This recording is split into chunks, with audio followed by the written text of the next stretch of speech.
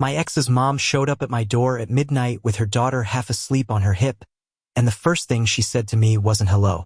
It was, I didn't know who else to call. That was 4 years after her daughter and I broke up. For years. I hadn't talked to either one of them since the day Tara packed her car and drove off to Ohio for a job that turned out, honestly, to be the right move for her. So you can imagine how it felt, standing in my own doorway at midnight, looking at Nora Whitfield's face, half lit by my porch light, her little girl's head tucked against her shoulder, both of them looking like they'd been through something I hadn't even started to understand yet. My name's Marcus Bell. I'm 38. I fix up old houses for a living, the kind that nobody else wants to touch. Warped floors, busted plumbing, windows that won't open in the summer and won't shut in the winter. I'm good at it. 15 years good at it. What I was not good at, it turns out, was knowing what to do when a person who used to be family, sort of in that complicated way ex's parents sometimes are, lands on your porch needing help at midnight and you haven't got a script for that. I should back up. Tara and I dated for almost 3 years. We were good together for a while, and then we weren't, the way a lot of relationships just sort of run out of steam without anybody doing anything wrong.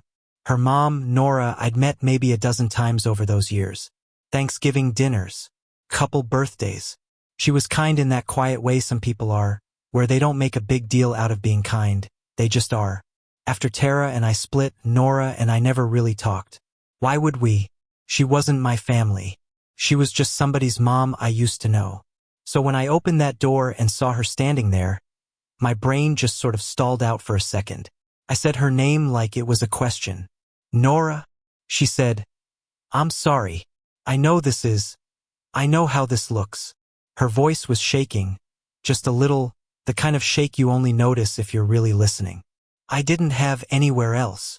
The little girl on her hip, I didn't even know her name yet, lifted her head and looked at me with these big tired eyes, and I remember thinking, okay, whatever's happening here, it's bigger than awkward, so I stepped back and said come in. I didn't ask a single question first. I think that surprises people when I tell it.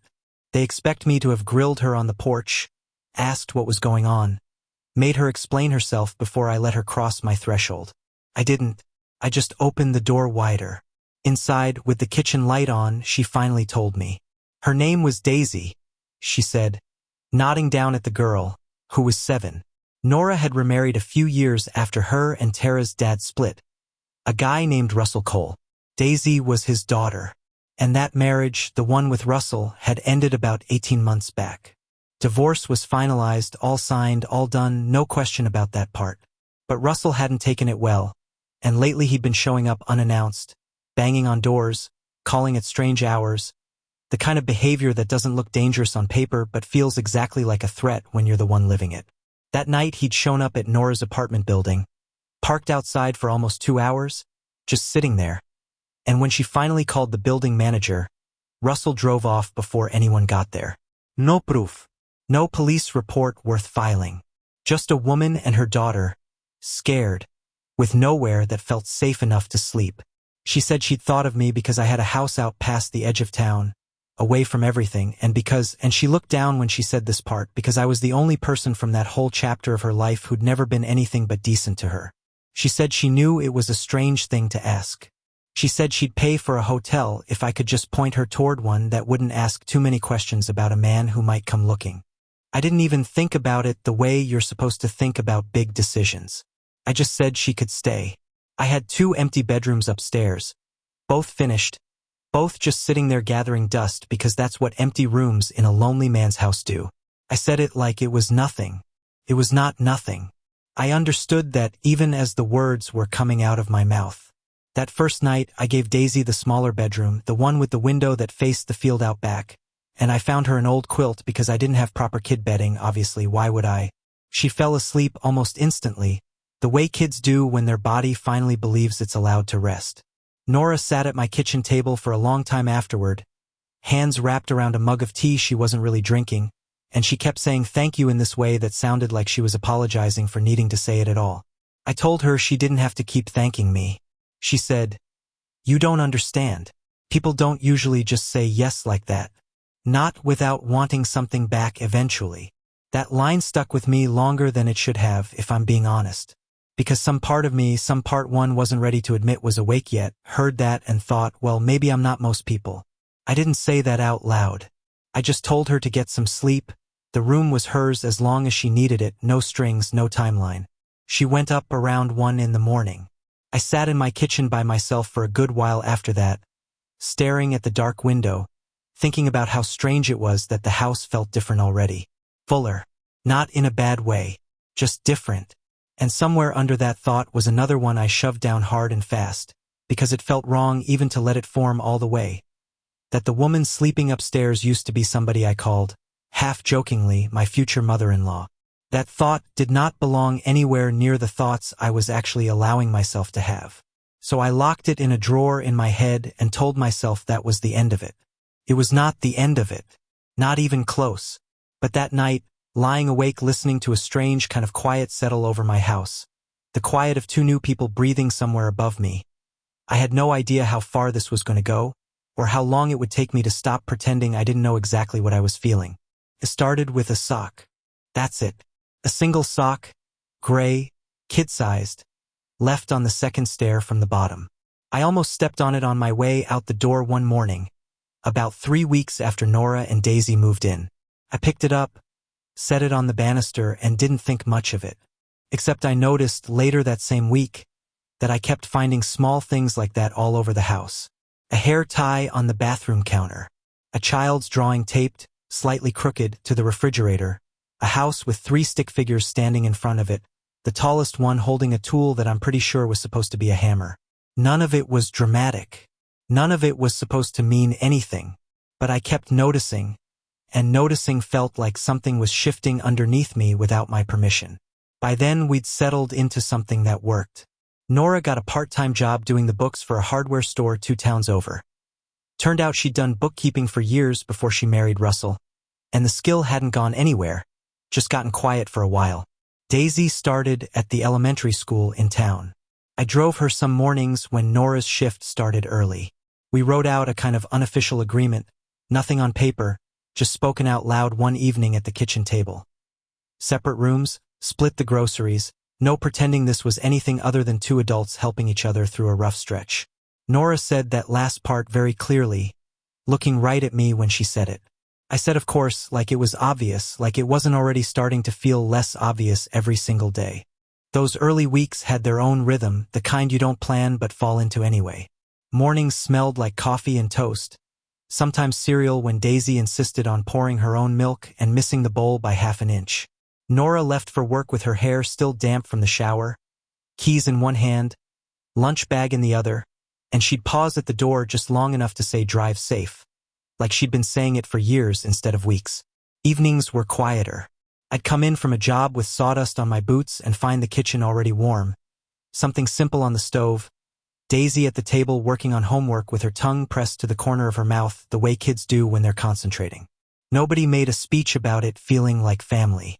We just lived inside it, one ordinary day after another, and somewhere in all that ordinary, the house stopped feeling like a place I came home to alone. Here's the part one didn't tell anybody for a long time. Not my brother, who called every couple weeks to check on me.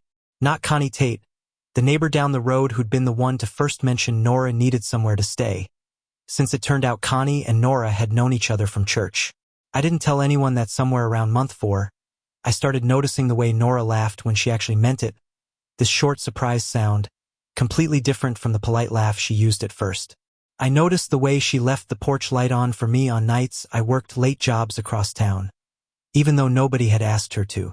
I noticed I'd started looking forward to dinner, not because I was hungry, but because dinner meant the 3 of us sitting at that table together, and Daisy telling some long, winding story about her day that had absolutely no point except that she wanted to tell it. I told myself this was just what it feels like when a house stops being empty. I told myself a lot of things. There was a Saturday in late spring when all 3 of us ended up at the farmer's market in the next town over. The kind of outing that starts as an errand and turns into something else without anyone deciding it should. Daisy wanted strawberries. Nora wanted tomatoes. I wanted nothing except to not be the guy standing awkwardly in the produce aisle, which turned out to be impossible, because Daisy grabbed my hand halfway down the row and started introducing me to a woman selling honey like I was somebody worth knowing. Nora watched from a few feet back, arms full of bags, and when our eyes met over Daisy's head, she smiled.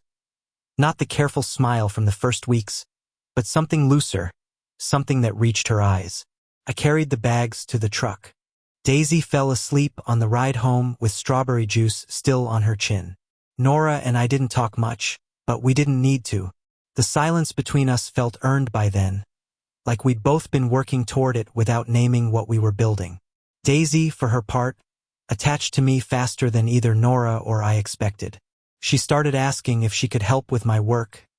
Actual work, not pretend work.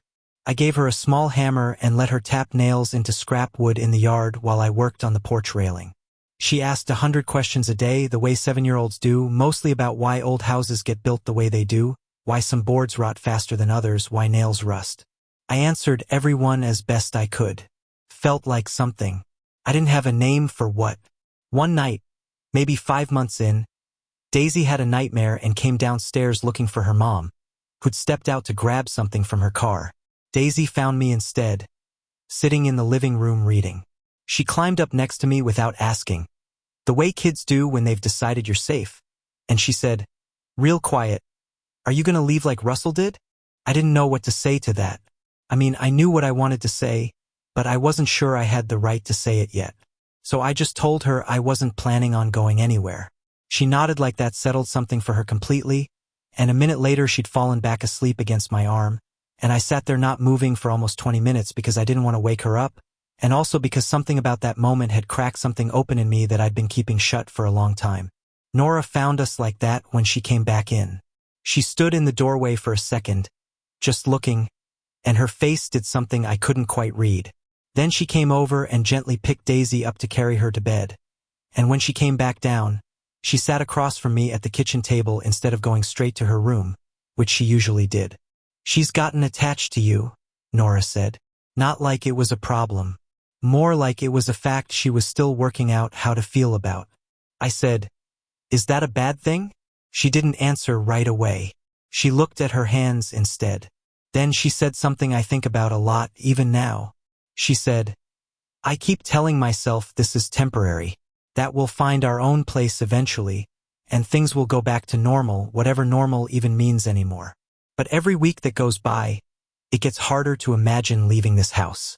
And I don't know if that's because of the house or because of you, and honestly, Marcus, I'm scared to find out because I already lost one marriage to a man who turned out to be somebody completely different behind closed doors.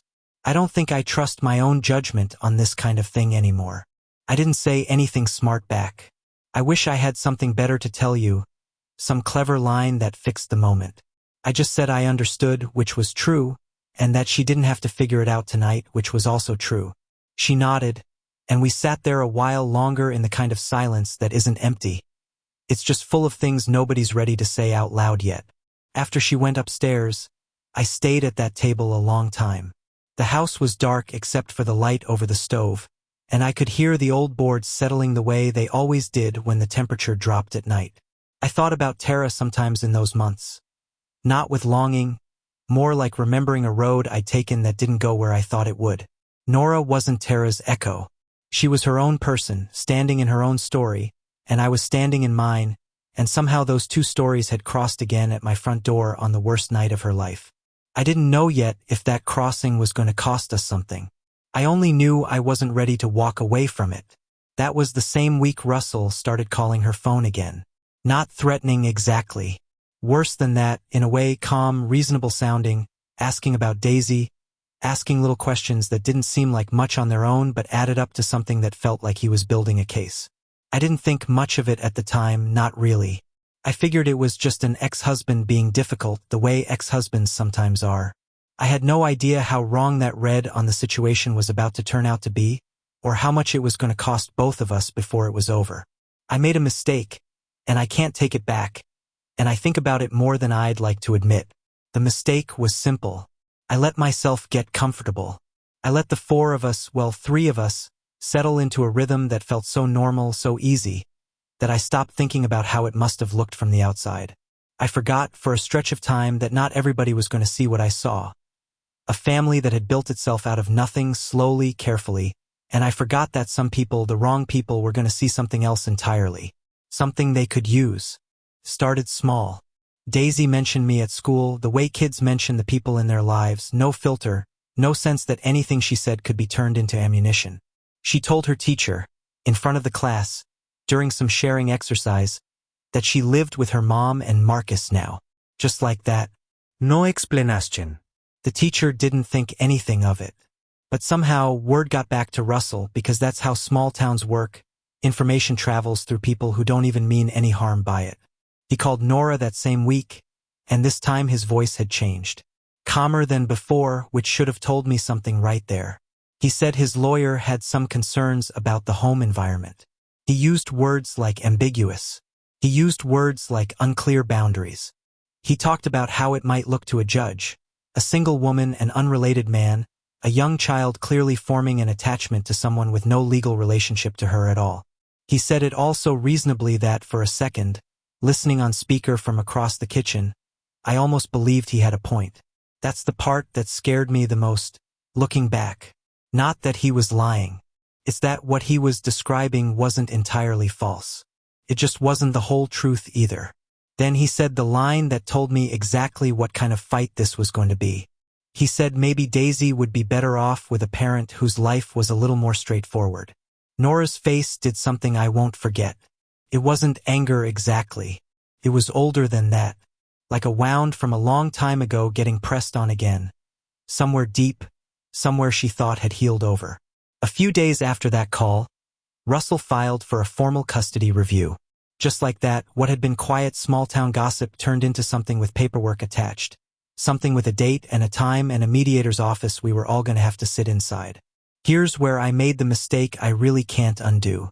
Nora asked me straight out whether I thought I should come to the mediation meeting. And I told her I needed to think about whether showing up would actually help her case, or whether it would just make me feel better about myself, like I was doing something instead of just sitting around feeling useless. That was the honest answer. But what I didn't say, what I should have said clearly right then, was that I was scared. Scared that if I showed up, Russell's lawyer would use it. Scared that if I didn't, Nora would feel like I disappeared the second things got hard. Exactly the way every man before me apparently had. I let her sit with that uncertainty for almost 2 full days before I made up my mind, and I think those 2 days hurt her more than I realized until much later, when she finally told me so. My own brother didn't help much either, if I'm being fair about all of it. I called him to talk it through, and he got quiet on the phone in this way that told me everything before he even said the words. He asked if I'd really thought this through. He said, careful with the way he phrased it, that getting involved with somebody's mother, somebody I used to date's mother, even years later, even with the daughter being from a totally separate marriage, was the kind of thing people in town were going to talk about whether it made sense or not. He wasn't trying to be cruel. He was trying to protect me. But it still landed like a punch. Hearing somebody I trusted basically confirm the exact thing Russell's lawyer was trying to argue in that mediation filing. I went anyway. I decided 2 days before the meeting, and I told Nora the night before, and she just looked at me for a long moment and said, okay, in this quiet voice, and I couldn't tell if she was relieved or terrified or both. The morning of the mediation, I got there 15 minutes early. Nora was already in the waiting room with Daisy, who was swinging her legs off the edge of a chair that was too big for her, completely unaware of what any of this meant. Russell stood near the window in a suit that looked like it cost more than my truck, the kind of suit a man wears when he wants a room to take him seriously before he said a word. He saw me walk in. His face didn't change much, but something behind his eyes did. Nora looked up at me, and something in her shoulders dropped, just slightly, like a weight she'd been holding had eased off, even if just a little. She told me I didn't have to come. I said I knew that. I sat down next to her anyway, and Daisy reached over without even looking up from her swinging legs and grabbed my hand, like it was the most normal thing in the world. Russell walked over and held his hand out to me. I looked at it. I did not take it.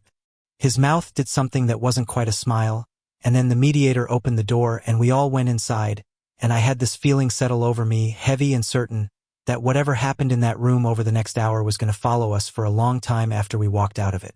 What happened in that room wasn't what I thought it would be, and I think that's the part nobody tells you about moments like that. You build them up in your head as some big dramatic showdown, and then they happen and they're quieter than you expected, and somehow that quiet makes them hit harder. The first part of the meeting was just procedural. Schedules, holidays, school pickup arrangements. Russell answered every question with this polished, practiced calm. The kind of calm you only get from rehearsing in front of a mirror. Nora answered clearly, steadily, like she'd decided ahead of time not to give him the satisfaction of seeing her rattled. Near the end, Russell leaned back in his chair, just slightly, and said he had some concerns he wanted on the record. He talked about a child forming an attachment to an unrelated adult male in the home. He used the phrase inconsistent parental structure. He looked at me when he said it, even though he was technically talking to the mediator. The mediator asked if I wanted to respond. I looked at Nora first. She didn't tell me what to say.